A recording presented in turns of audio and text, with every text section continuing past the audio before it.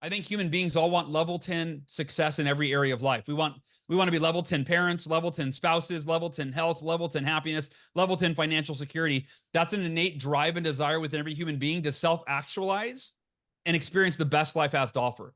So at that time in my life, 2008, I go, I want level 10 success. But then the next question is, well, if my level of success won't exceed my level of personal development, what's my level of personal development? It's time to get inside your own head. Begin with the psychology behind your behaviors.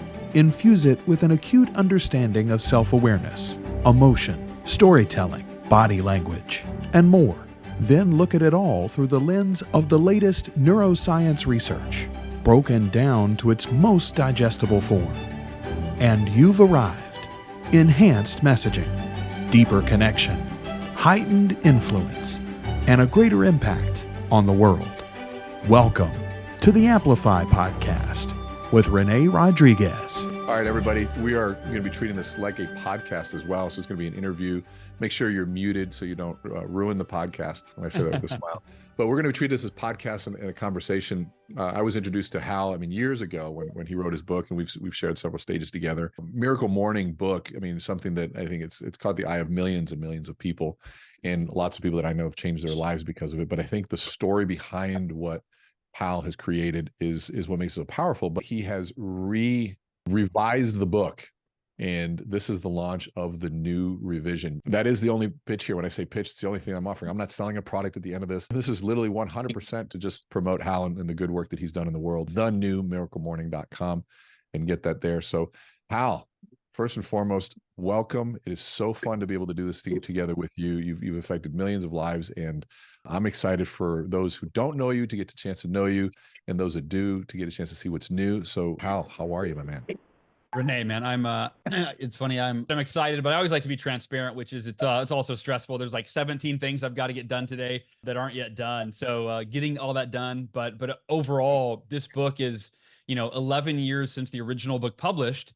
And I've long wanted to do an updated and expanded edition, and the new edition, which I've got it right here in case you haven't seen it. And there's somebody sent me a poster of it too. I don't know who even sent me that. 70 new pages of content. So it really is an updated and expanded edition. And it's everything that I've learned over the last 11 years of doing the Miracle Morning and listening to hundreds of thousands of people and getting feedback and questions from what have they done that was different and better than I did, and how have they evolved their Miracle Morning, and what questions do they have, and so on and so forth. So I love that. For those that don't know, let's go back and let's talk about, tell a little bit about your story. You died and came back to life, and I'll let you fill in the back. That's a Tarantino. You died and came back. I'll let you go reverse engineer what happened. Yeah. So, something that part of my story that I've only recently started sharing, because I wasn't even aware, it was like it was in my subconscious, how it impacted my entire life. When I was 8 years old, I woke up to my mother screaming from her bedroom across the hall, screaming, "Oh, my baby, my baby." And at first, as I woke up, I thought she was playing with my baby sister, Amory. And then I sensed the terror in her voice, and I ran across the hall, and she was performing mouth-to-mouth resuscitation and CPR on my 18-month-old baby sister. And my sister Amory died that morning of heart failure. She was born with a very rare heart condition, and she was in the hospital a lot, but we thought she was going to live, and she passed away that morning. And within about 6 months, my mother was leading a support group for other parents who had lost children. And my dad was leading a fundraiser to raise money for the hospital that tried to save my sister's life. And at 8 years old, I didn't understand that consciously. But looking back, I realized that their experience, how they responded to adversity and taking their pain and finding purpose, turning their tragedy into triumph, helping other people, that paved the way for how I would respond to my adversity in the future. And then you fast forward 12 years, and you just said it. I was hit head on by a drunk driver at 80 miles an hour. I broke 11 bones, and I was clinically dead at the scene of the accident for approximately 6 minutes without a heartbeat, and rushed to the hospital in a helicopter, brought back to life. And 6 days later, I came out of a coma to be told I would never walk again. And within a few weeks, I told my dad, if I never walk again, I'll be the happiest person you've ever seen in a wheelchair. Because I've decided I will not let this circumstance that's out of my control dictate my emotional well-being. And for all of you, I want you to consider that right now. Everybody here has got challenges in their life, and we've been falsely conditioned to believe that we're supposed to feel the way that the things outside of us are happening, right? Meaning when bad things happen, I feel bad. I have no control over that. And it's not my fault. It's because I lost that. They said that this happened or didn't happen. And then we're conditioned to think, well, when good things happen, that's when I'm allowed to feel good. And I want to invite y'all to consider that no matter what happens, you actually, if you take ownership of your mental and emotional well-being, you can decide to be the happiest and the most grateful you've ever been, even in the midst of the most challenging circumstances of your life. The two are not mutually exclusive. And you fast forward 17 years after I was in my car accident, about 7 years ago, I was diagnosed with a rare aggressive form of cancer and given a 20 to 30% chance of surviving. And I had a 7-year-old daughter and a 4-year-old son. So being told that I was probably going to die. And by the way, I was on death's doorway. They found out I had the cancer because my heart was failing, my lungs were failing, and my kidneys were failing. And this particular cancer is a blood cancer that shuts down your organs, usually in a matter of weeks. And the day that I was diagnosed with cancer, of course, I was scared that I was going to die. And we can actually get into, René, how I believe the miracle morning saved my life. I think we should loop back to that at some point. But For sure. My wife was even more terrified, right? I've been through a car accident. I've been told I'm not going to walk again. Like I know that I believe that we can all defy what other people are telling us is possible or not possible. That's a deep-seated belief I have.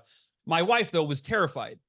And I said, sweetheart, I said, there's two things I want to try to put your mind at ease. Number one, don't listen to the doctor's statistic.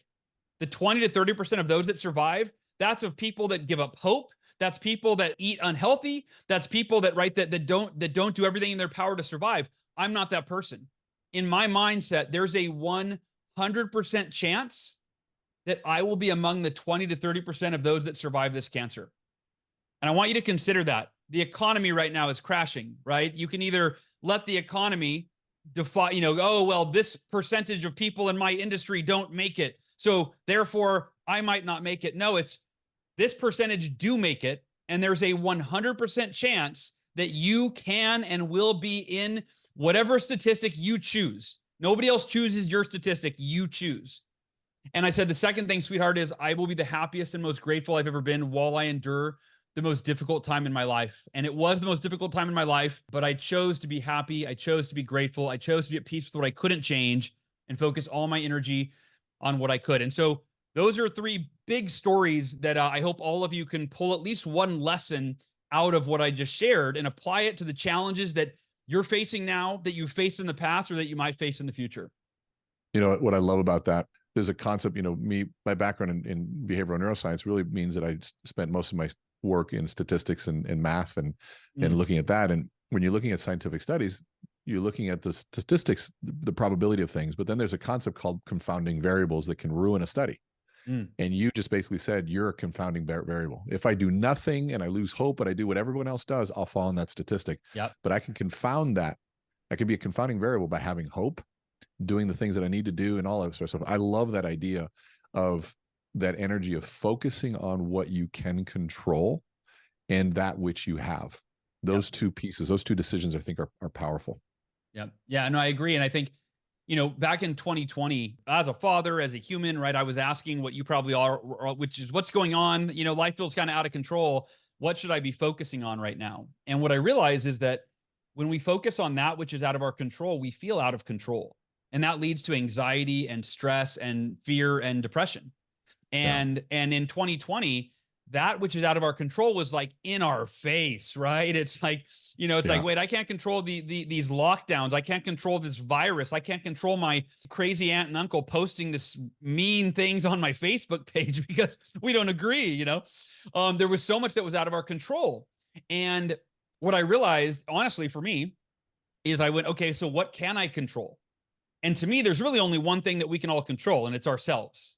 There's number one is who we become every day and how we show up for ourselves, the people we love, and the people that we lead.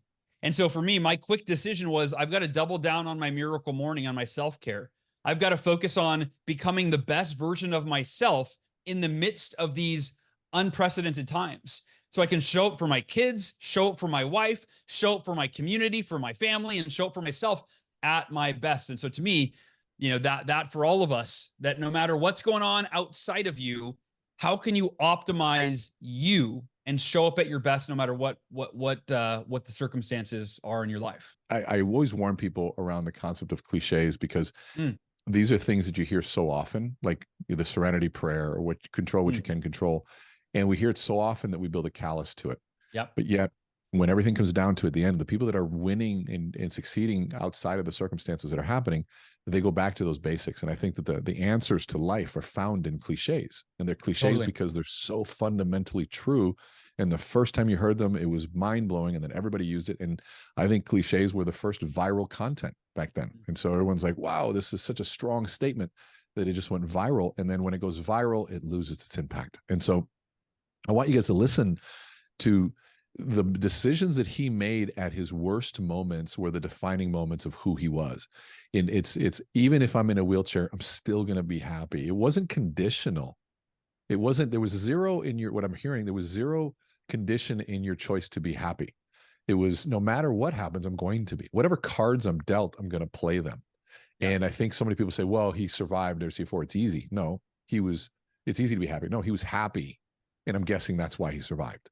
And we have to switch that around where we have to make that choice first. And I heard this recently too around the decisions. One, of course, what we can and we can't control. The other decision is what I have and what I don't have. And then third is what time period do I focus on the past, the present, or the future? And if I focus on what I don't have, that which I cannot control, and anything in the past or the future, I am in a miserable state. Yeah. And the most powerful thing you just said was, and the media loves to put in our face all of the problems around that which we cannot control. They love putting in our face things that we can't control because they control us emotionally that way. And then that way they can guide our behavior. I mean, Hal, this is one nugget after another. And I'll get my explosions to work here in a second. Every time you drop one, I'll just drop one of those. Keep going on that story because I want to get to how the book came to life and I want to get into what the miracle morning is specifically. When you get to that. Yeah, and what's new, I'll share with you. But so I'm going to share with you the fourth story, right? So there's a story sandwiched in between all of those, right? So there was my sister's death, there was my car accident, and then there was cancer. But in 2008, there was the United States economy just crashing. And I'm a delusional optimist, right? Or at least I was back then. I'm much more of a realist now, but back then it was like, no fear. I create my own economy. Friends are going, are you concerned with the recession? I go, no, I'm not, I don't watch the news, and on and on and on. It was a very real thing. I was a coach, and over half of my clients quit because they couldn't afford coaching because their industries were affected by the economy. And so in a 6-month period, I lost over half of my income. I couldn't pay my bills. My house was foreclosed on by the bank. I went from being a Dave Ramsey student where I was, paid off the credit cards every month to accumulating $52,000 in personal credit card debt over 6 months. And I was really depressed. I was scared. I was starting to get hopeless. I didn't know what to do. And a series of events led me to listen to a Jim Rohn quote that changed my entire life. And I'm going to share the quote with y'all because I think it's important to reiterate. Jim Rohn said, your level of success will seldom exceed your level of personal development.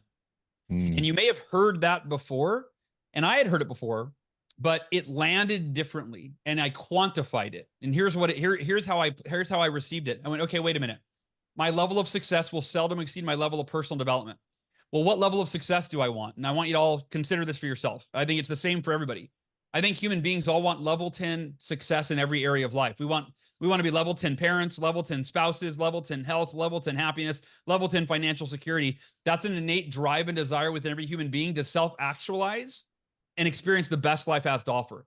So at that time in my life, 2008, I go, I want level 10 success. But then the next question is, well, if my level of success won't exceed my level of personal development, what's my level of personal development? And let me define that for y'all. To me, your level of personal development is what are the practices, rituals, or routines you have in place every day to develop yourself into the person that you need to be that's capable of creating and sustaining the levels of success that you want in every single area of life. And at that time in my life, I was barely hanging on. And I remember thinking my level of personal development's like at a 2, like maybe a 3 or a 4 on a good day. And I believe this is the disconnect for the majority of society is we all want level 10 success, but unless you're a miracle morning practitioner, right? I know some of you are, but most people don't have a level. Oh, you got it. She just handed it to me right now, by the way. It just came in the mail. That's so amazing. So excited. So cool. But if you don't have a level 10 personal development ritual, you're not going to create the success that you want. And so for me, the epiphany was, I'm going to go study what the world's most successful people do for their personal development. I'm going to assemble the most effective personal development ritual ever, theoretically. And so that I can quickly develop myself into the level 10 person that I need to be to create the success that I want. And I'll close out the story by saying this. I gave myself a year. Within 1 year of doing this morning practice, I could turn my life around. And it happened in less than 2 months. In less than 2 months, at the height of the Great Recession in 2008, as the economy was tanking, I more than doubled my income from day one of the Miracle Morning, and it wasn't even called that yet, I'll get to that in a second, to 2-month mark. And I went to my wife in the hallway. I can picture the moment. I said, sweetheart, I just signed on 2 more coaching clients. She said, congratulations, that's great. I know we need that. I said, no, you don't understand. We've officially doubled our income since I started the morning routine. In 2 months, I've doubled our income and the economy is crashing. I go, it feels like a miracle. She goes, it's your miracle morning. I go, I like that, miracle morning. And I didn't know it was going to be a book. I started teaching it to my coaching clients. Most of them said, I'm not a morning person. Like many of you might be thinking, I'm not a morning person, Hal. I don't know if it'll work for me. I go, no, neither was I. Here's how you beat the snooze button. Here's some tips and tricks. Come back to your call commit for 2 weeks. Come back to your next call. Let me know. And 13 out of 14 of my clients came back and said, oh my gosh, I had the best week in my sales career. I'm running, I'm meditating, I'm exercising, I'm all on and on. They said, this miracle morning really works. And that's when the epiphany went. I went, if it worked for me, if the miracle morning worked for me and my clients and we weren't morning people, this could change anyone's life. I have a sense of responsibility to share this with the world. And 3 years later, I self-published the book. Nobody knew who I was. And I've just on a mission ever since then for the last 11 years to keep sharing it. And, and that's where we landed on this new edition, which we can talk about later. Here's what I love is I like application, right? That's my brain is always around, okay, what does this mean to me today? I get off this call. What am I going to do? So I heard 2 things. One is we all want success, but your success will never supersede the level of personal development. So then I go, okay, well, what does personal development mean? And you gave me something that is even right now, which like, it's not like I don't know this stuff, but you made a click for me. Personal development is compared directly to your routines and your daily habits. And so then it's like, it's so simple, but then I'm saying, okay, so I can't control success, nor can I control personal development. I can control my daily habits. So 100% of my energy should be focused on my daily habits. And you're giving us a blueprint to do this. And if you're thinking about this, does Hal say this is the only one and only? No, but this is a damn good one to start with. And this is something that I think can incorporate. And what I love about your Miracle Morning is that it's not mutually exclusive. Just because you have other routines doesn't mean you can't do this. It doesn't replace. This is one of those things that is just fundamental in so many areas. And so that's my aha that I'm having right now. It's like, I want success, then I got to continue personal development. But personal development means, am I doing as good as I can on my routines? And what in the world now? Is there a morning routine? Sounds like there is. Yeah. I think that's a good opportunity. I'll share. I usually share this little story I'm about to share at the end of when I teach the S.A.V.E.R.S, but I think it's going to be good on the front end. And it's Robert Kiyosaki. Raise your hand if you are a fan or you know who Robert Kiyosaki is, Rich Dad, Poor Dad author. So I got to speak at an event that Robert was the headliner and I was his warm-up act. This was like 2015, I think, right?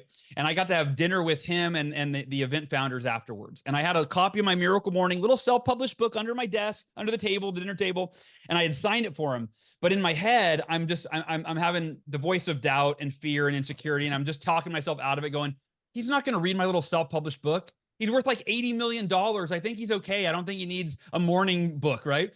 Yeah. But then Wayne Gretzky's quote just entered my mind. You miss all the shots you don't take. I'm like, all right, got nothing to lose. So I wait for my chance. I give Robert the book. I figure he'll never read it, but whatever. I gave it a shot. 3 weeks later, I get an email from his assistant. And she says, Robert has read the Miracle Morning 3 times. And that my jaw hit the floor right there. Like, what? He's read my book 3 times in like the last few weeks. That's crazy. She said he's doing the Miracle Morning almost every single day with his wife, Kim, and it is transforming his life. He wants to have you on Rich Dad Radio. I was awesome. Like, yeah, amazing. So I go on I go on his show, and at the end of his show, so you're about to learn, I'm about to teach y'all the Miracle Morning. It's made up of 6 practices that are organized by an acronym, S.A.V.E.R.S, S-A-V-E-R-S. silence after, and don't worry about writing all these down, I'll go slower, but silence, affirmations, visualization, exercise, reading, and scribing.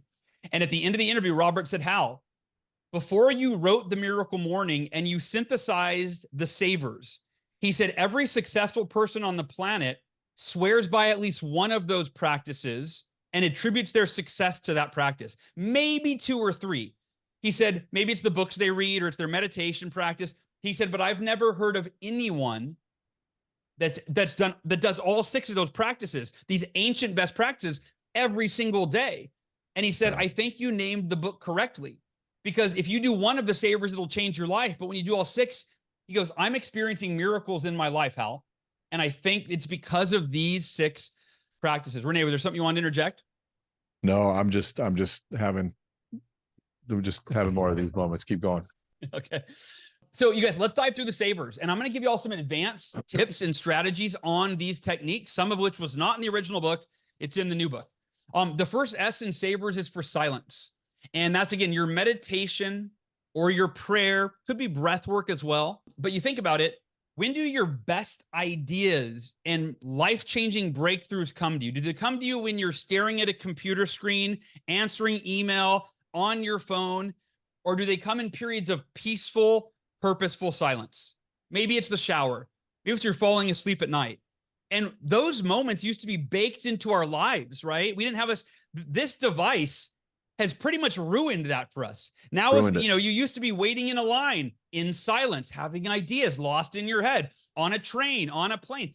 Now we're constantly bombarded with this technology.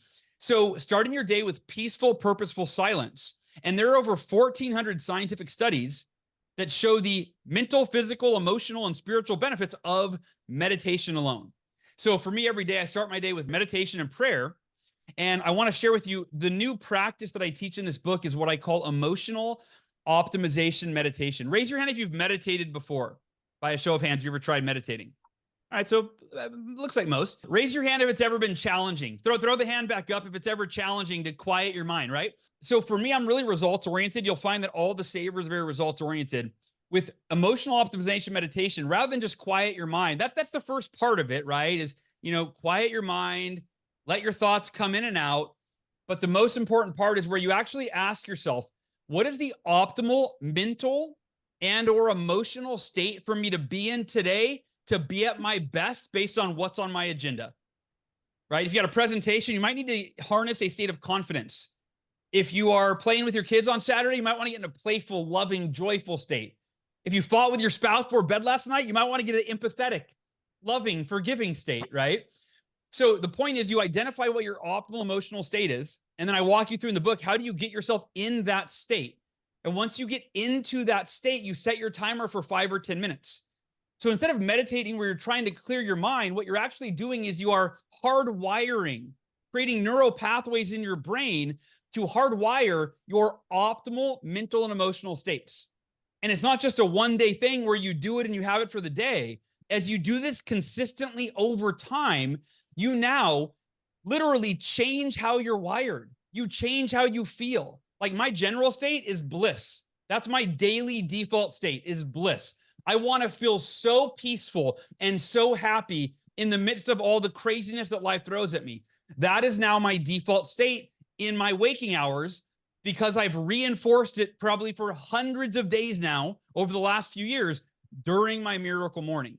But again, if I'm giving a presentation or a sales pitch or something, I'll get in a state of confidence. Playing with the kids, I utilize the state on a daily basis, but my default state I generate every single day. And so that's emotional optimization meditation. And for me, that's become the most effective form of meditation that I've found. What I'm loving about this is not just silence, but it's intentional silence. There's an intentionality behind it. And it's also performance-based. For us business people that are here, that's very easy for business professionals to be like, dude, I don't have time to just be silent. I got to get shit done. Yep. And this is like, no, this is getting shit done. This is preparing. Yep. You're sharpening the axe before you chop the tree down. And you're entering the day. I think Abraham Lincoln said if he had 8 hours to chop down a tree, he'd spend 6 hours sharpening his axe. And this is that moment of saying, okay, I'm going to get very intentional of what tool in the bag, what emotional tool do I need today? Do I need to be confident? Do I need to be empathetic? I mean, imagine getting that wrong. I need to be a driver today, but your spouse needs you to listen, and you just clash. And so there's an intentionality around context, I think, that matters. And so I love the strategic nature of how it starts. Yeah. For me, I think part of the reason the Miracle Morning has done well over the years is because I don't do well with woo-woo. I don't just want to count on, if I just sit here in silence, things will magically change in my life. Like, I'm very much got a little too left brain, I think, but I'm like, no. I really want this practice to be intentional and to generate a really positive ROI for the time I invest. And that leads really well into affirmations. This is my favorite, y'all. This is my favorite. I think affirmations are the most misunderstood and the most effective form of personal development. The reason they are misunderstood. Sell me on this one. You're gonna have to sell me on this one. I love it. I love it. Yes, let's go. The reason they're misunderstood, number one, is because of Stuart Smalley in the 90s. In case you ever watched Saturday Night Live, right? He would look in his mirror, that old-fashioned long mirror, and say, I'm good enough, I'm smart enough, and doggone it, people like me, right? So affirmations were kind of made a joke. But two of the reasons in the self-help personal development world that I think we've been misled. Number one, lying to yourself doesn't work. At least it's not the most effective strategy. So we've been taught, like, hey, if you're struggling financially, just make an affirmation that says, I am wealthy. I am wealthy. And then repeat it over and over until you believe it. There may be merit to that. It's probably better than saying I'm broke. I don't know, though. The bottom line is the truth will always prevail. And if you are struggling financially and you say, I am wealthy, and your brain, your subconscious goes, dude, no, you're not. Your bank account balance is like negative right now. You're creating this unhealthy internal conflict. So that's the first problem, is lying to yourself is never the optimal strategy. The second problem is that using flowery passive language that promises a magical result, independent of any effort by you, is counterproductive. I'll give you an example. You probably all heard this affirmation because for some reason it stood the test of time. It goes something like this. I am a money magnet. Money flows to me effortlessly and in abundance. Y'all know that's not how money works. Very few millionaires be like, oh yeah, how'd you build a fortune? I just affirmed that I was a magnet for money and it flew into my life, right? So by the way, I do want to address why I believe that affirmation has stood the test of time. It's like taking an like taking a drug, a shot of alcohol, where if you look at your phone balance, your bank account balance, and you're like, oh my gosh, I'm overdrawn again. Oh, I need to do my affirmations because this reality feels really painful. So then you go into your, I'm a money magnet. You go, oh God, that feels better. Money's going to flow into my life effortlessly and in abundance. Oh, that feels so much better than that reality of my bank account balance. But again, it's counterproductive because you're giving yourself temporary relief without dealing with the symptoms and not the problem. So I'm going to give you all 3 steps right now and if you can write these down, to create practical, actionable, results-oriented affirmations. And by the way, I follow these affirmations, this formula, for each of my roles and each of my goals, meaning as a parent, as a husband, in terms of my financial goals, my health and fitness goals. Here are the 3 steps. Step 1, affirm what you're committed to. Affirm what you're committed to. And if you want to jot down a template that says, I am committed to blank. And I like to add, no matter what, there is no other option at the end. I am committed to blank. And that could be an outcome, or it could be an activity. So for example, it could be, I'm committed to losing 10 pounds by the end of this year, or I'm committed to running for 10 minutes a day, 5 days a week. Either way, you're directing your behavior toward a conscious, toward an end result, right? Toward an outcome that you want. Number 1, affirm what you're committed to. Number 2, affirm why it's a must for you. And that's where you're reinforcing, you're articulating the reasons that are so meaningful for you to follow through that commitment, that even when you don't feel like it, even when you're not motivated, even when you're exhausted, right? You're reminding yourself, oh yeah, I'm doing it for my wife or my husband. I'm doing it for my family. I'm doing it for myself. I'm doing it so we have financial freedom. I'm doing it, whatever the reasons are for you. Why is it a must? And number 3, which specific actions you will take and when. Affirm which specific actions you will take and when.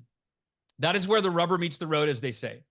And if you only do the first two, it's better than nothing, but you're probably not going to see great results. Because think about it. If you affirm, I'm committed to increasing my revenue by 30% next year, and I'm doing it because of these 3 reasons that are so important to me. But if you leave it at that, you might just keep doing the same things and reading affirmations, but nothing actually changes in your behavior.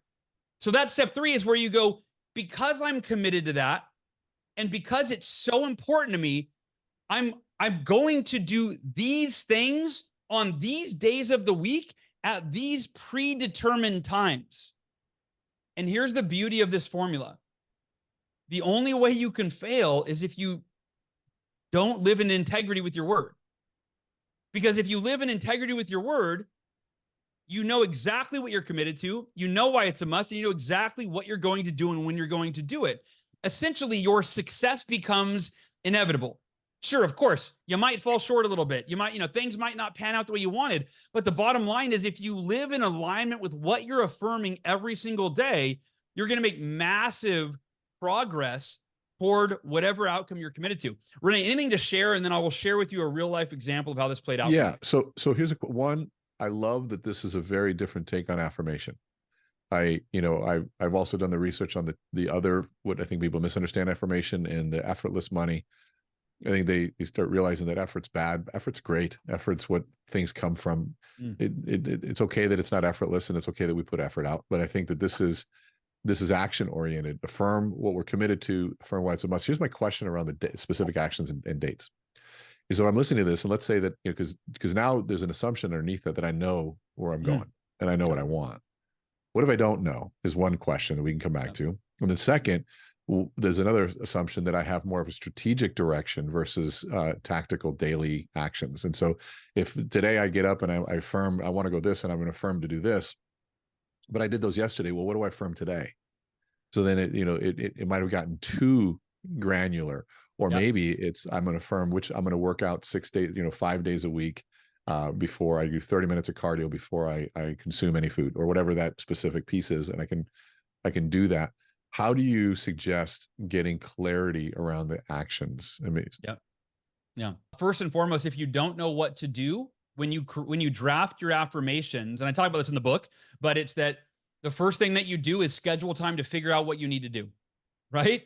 So I will, I'm going to dedicate 30 minutes a day, Monday, Wednesday, Friday, to figure out how to start a business or how to write a business. Like, let's say you want to start a business, right? So you're like, I don't know what I got to do and when I got to do it. I'm figuring all this out. So the first thing that you affirm is you dedicate the time to figure it out. And maybe the very first day that you follow through that affirmation, you're literally Googling, how do I write a book? How do I train for a marathon, right? How do I be a better spouse for, et cetera, et cetera. So that's the first thing. That's how, you're starting out. Your first time that you're scheduling is figuring out what the first step is or the next step beyond that. And then to your other point, it's typically, this is recurring activities, right? So it's exercising, 5 days a week, 20 minutes a day. I'll give you an example. I ran, when I was doing the Miracle Morning, I got really obsessed with this concept of level 10 success. So I just started, I did the wheel of life, right? On a scale of 1 to 10, where am I in my health and my fitness and my finances and my happiness and my friendships and on and on and on. And then I first assessed my wheel of life, and I was, like, oh man, I got a lot of room to grow. I'm at a 5 here, a 4 here, a 6 here. And then the next question was, what is a level 10 goal that I can set this year? Meaning, not what's the ultimate thing I could ever accomplish in my life, but on a scale of 1 to 10, what would be a huge stretch for me this year? What would it would challenge me, but it would excite me. And if I got to that goal or even close the gap, right, it'd be really fulfilling. That was my level 10 goals. And with fitness, I had 2 friends that had just run ultra marathons. They had just run ultra marathons. I hated running. In fact, raise your hand if you hate running. I still hate running to this day. Okay. I still hate running.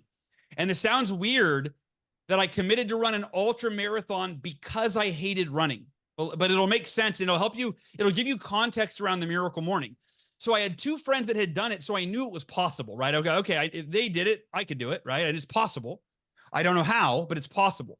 And then what got me excited, for me, the Miracle Morning is all about becoming. I think we talked about that earlier, right? It's like, I want to become every day. I dedicate time to my miracle morning so that I can become a better version of who I was when I went to bed the night before, right? Through my S.A.V.E.R.S practices.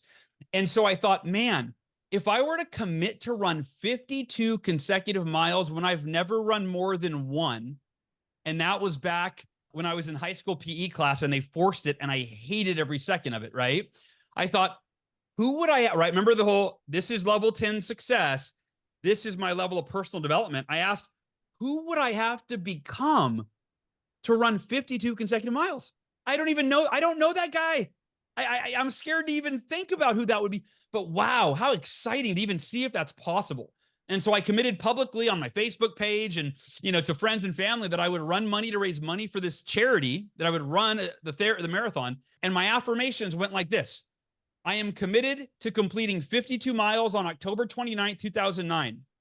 The reason it's a must for me is because I want to become the person who is capable of setting a seemingly impossible goal and achieving it so that I can accomplish every other goal I set for the rest of my life.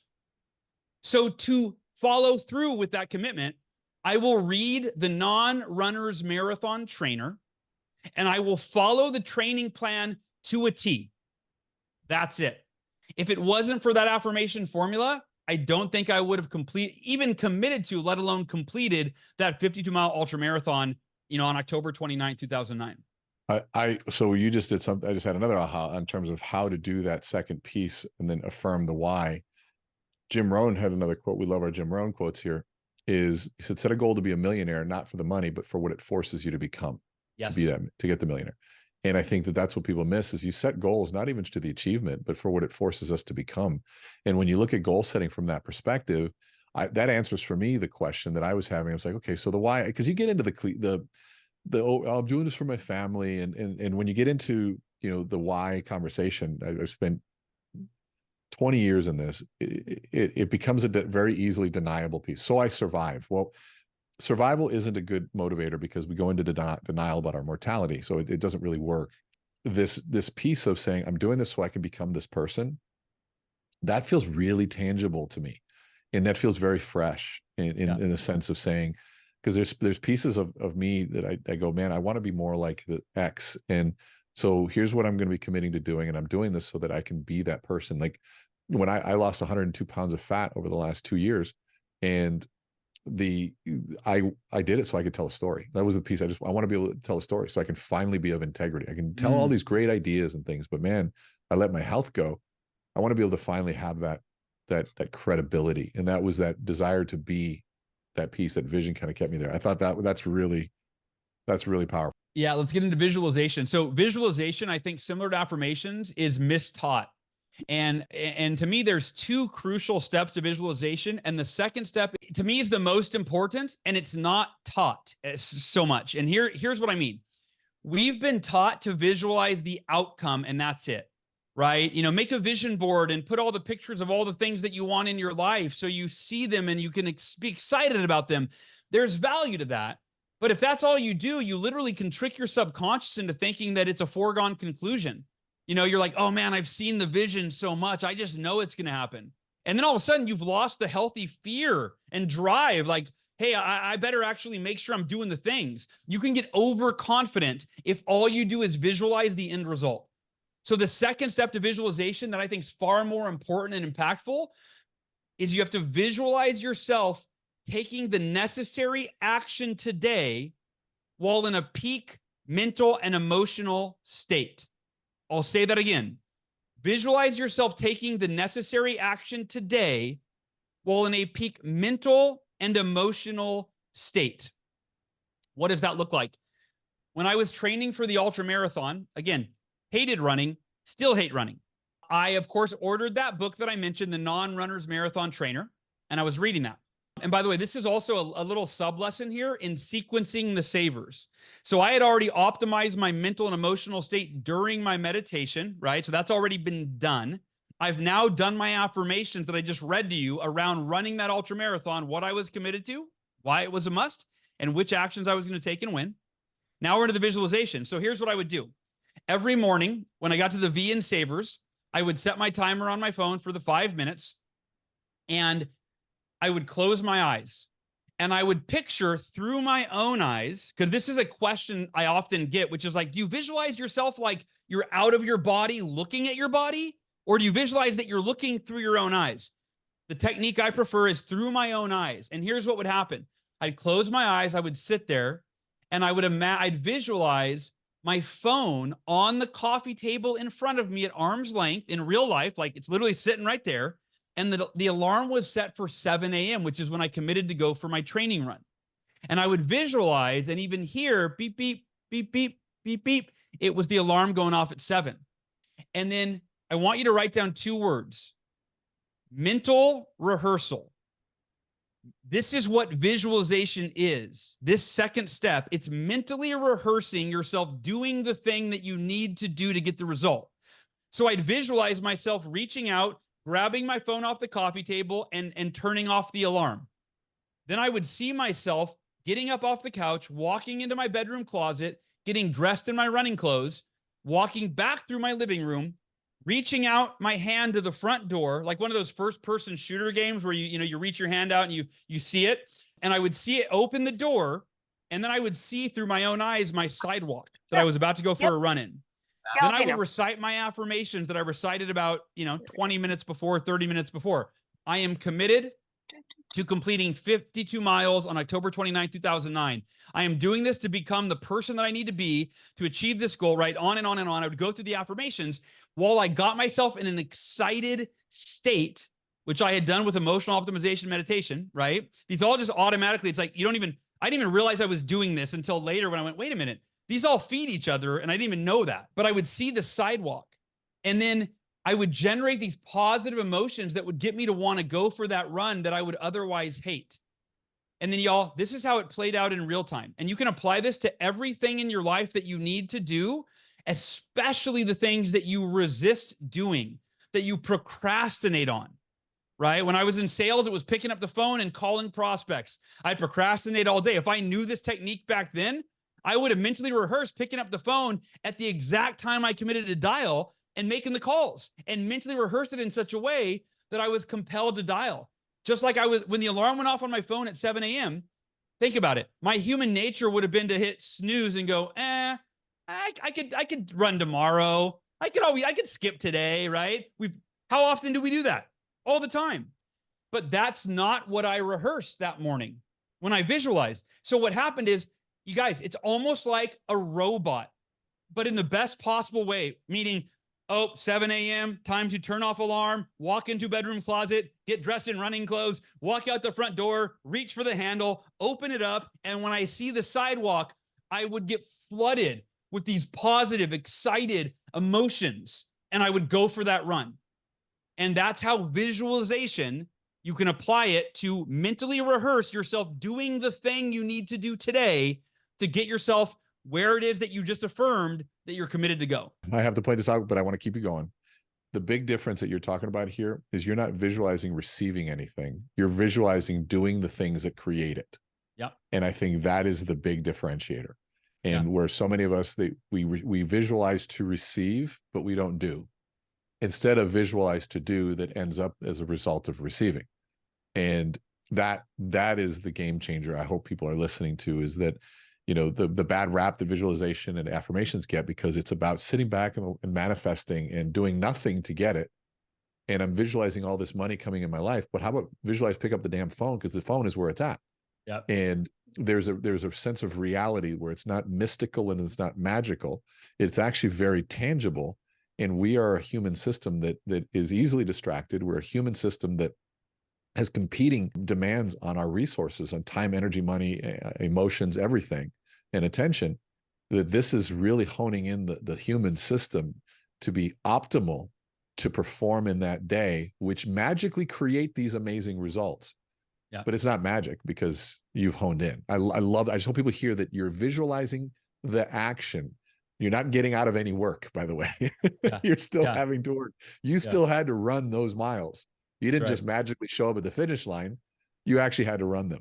I Yeah, love that. it just makes it that much easier when you mentally rehearse yourself doing the thing, and it's an enjoy. And you don't rehearse doing it in a stressful, negative way, right? You just did your affirmations, so you already have the positive self-talk in your brain, right? You just did the affirmations.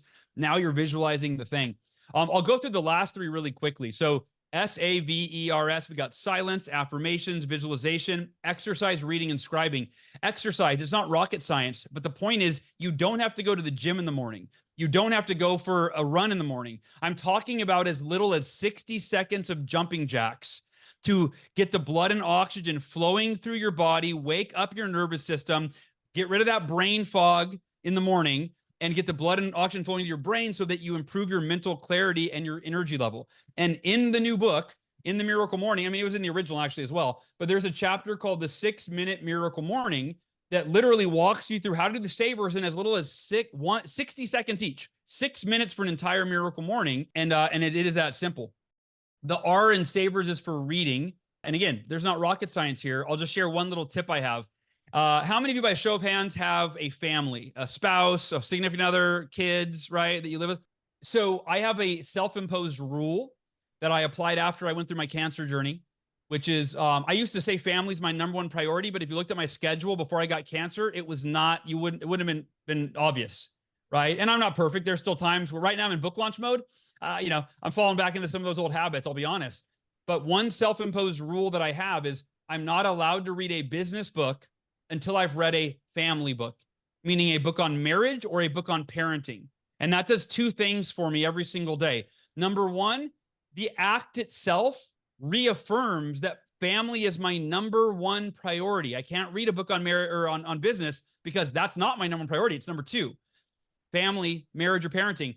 The second thing it does is I learn something new every day that I can either add to my affirmations and or apply with my family to be a better dad and to be a better husband. So that's the reading piece.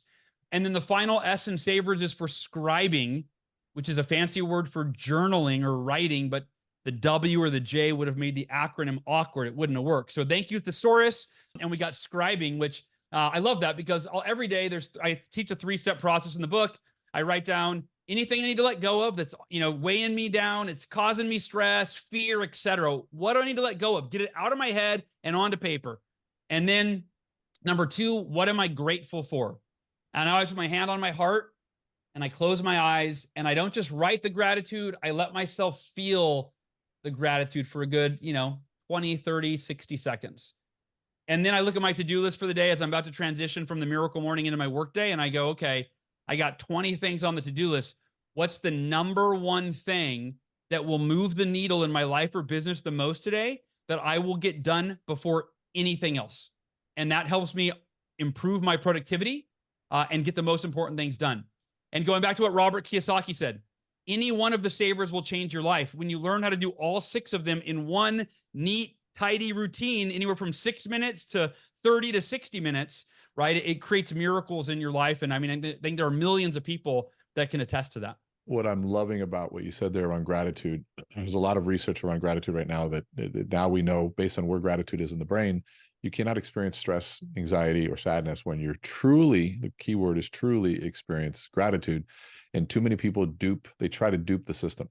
They say, well, I do my gratitude practice every morning. And they say, okay, well, I'm grateful for this, I'm grateful for that. And they just kind of check the box or, and it's easy to kind of do that. But there's an actual feeling that you have to feel when it comes to gratitude. And for me, it's the only way that I can experience gratitude is to process the potential loss of something and create that peace. But that's one way of doing it.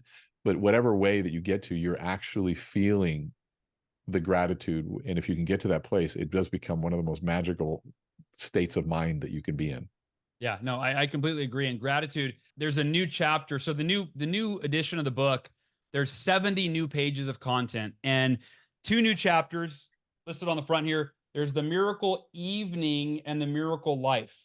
Wow. And the Miracle Evening is your strategy for blissful bedtime and better sleep. Raise your hand if you struggle either falling or staying asleep. Staying. Yeah, I found it's a lot of us. I went through a period in 2020 where I was sleeping 2 to 4 hours a night for 6 months. It was after 3 years of chemotherapy. And if you ever slept 2 to 4 hours in one night, you're a wreck the next day. If you do it for 6 months, I was suicidal. I was in the worst space. I was hallucinating. Anyway, you're probably not in that, well, hopefully you're not in that bad of a place, but basically I relentlessly researched the best sleep strategies that I could find. I hired a sleep doctor, on and on and on. And that this chapter was realizing that people are struggling with sleep. And so I wanted to create it's a 7-step bedtime routine that sets you up for blissful bedtime. And then the second bonus chapter is the miracle life, which is your path to inner freedom. And it's basically teaching how during my car accident, my cancer, it's one thing to be able to say, I chose to be the happiest, most grateful that I've ever been, while I was being told I would first never walk again, and second, die. Right? It's like, okay, yeah, but how do you get there? Like you say it, but how do you get there? And so I really wanted to share that. And that's what the Miracle Life chapter is all about, is how do you choose your optimal mental and emotional state, even when you're in the midst of the most difficult time in your life, or just on any given day. This is so good. Folks, if you haven't yet, please click the link. And I'm gonna challenge everybody here to not just buy one copy for yourselves. I want you to think of 5, maybe even 10 people that you can gift this to. If you feel like this is a gift and being able to start your day off this way and have it listening to this directly from Hal, and if you're feeling that sense of motivation, that sense of obligation to make it an improvement, how can we share that? I mean, to me, I look at this, one, I want to help a friend get his book in front of as many different people as possible. That's why we're taking our energy, time, resources, and devoting to this. I want you to think, who can you gift this to? Instead of just buying one, can you think of 5 people, 10 people? I mean, these books are what, what's a book? $19. So 10 people would be $200. $200 decision to send it out. It's Christmas time. Who can you put this to? If you got clients that you work with, imagine walking and starting a meeting saying, hey, I got something. After you do that, I want to give this to you. And you sign the book over to them. This book changed my life. Imagine just that, starting that as a piece. So I want to just challenge you. It's not pressure, but a challenge to say, how can we get this into more people's hands? And today, though, this is the thing. As an author, when you're writing a book, it is a timely thing. And so for this to get the looks that it need in today's highly distracted world, we all need to come together and do something. And this is what I'm challenging you guys. Don't buy just one. Buy 5, buy 10, buy as many as you can comfortably afford.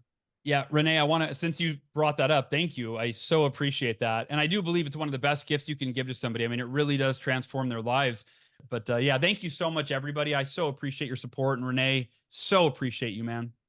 Absolutely. And again, thank you to Isaac for putting us all together. Folks, I have notes upon notes here. I have known about this process, but it is different when you hear it from the author, the thought leader themselves, because there's just a different passion for it. And I think, as we're going into 2024 and we're thinking about what's new and the beautiful opportunity to, in our minds, start over, start fresh, and to make new decisions, to bring new things into our life. What a great way to do this, to start our day right, to start our day in with an intentional focus of the right state of mind, start our day with gratitude, start our day with a sense of focus on what's going to happen in our business, in our life, and a sense of priority. All of this is action oriented. I love single thing that was said here. And so again, I'm going to challenge you. We did this so that we could help launch something that is good.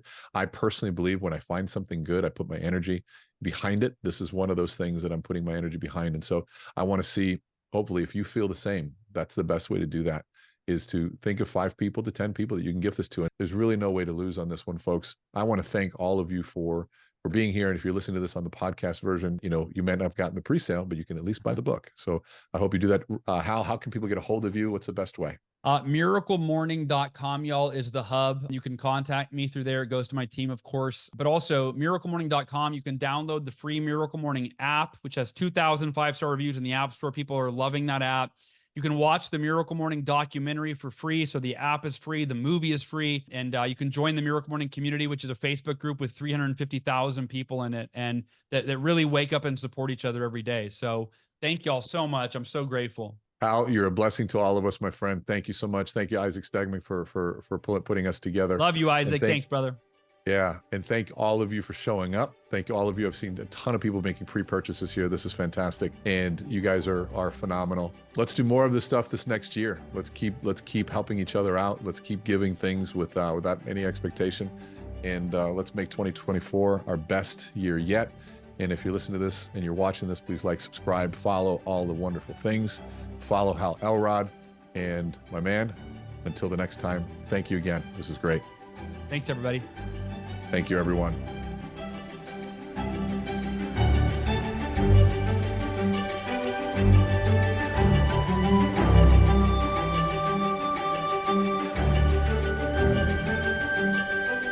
Thank you for sharing this time with us.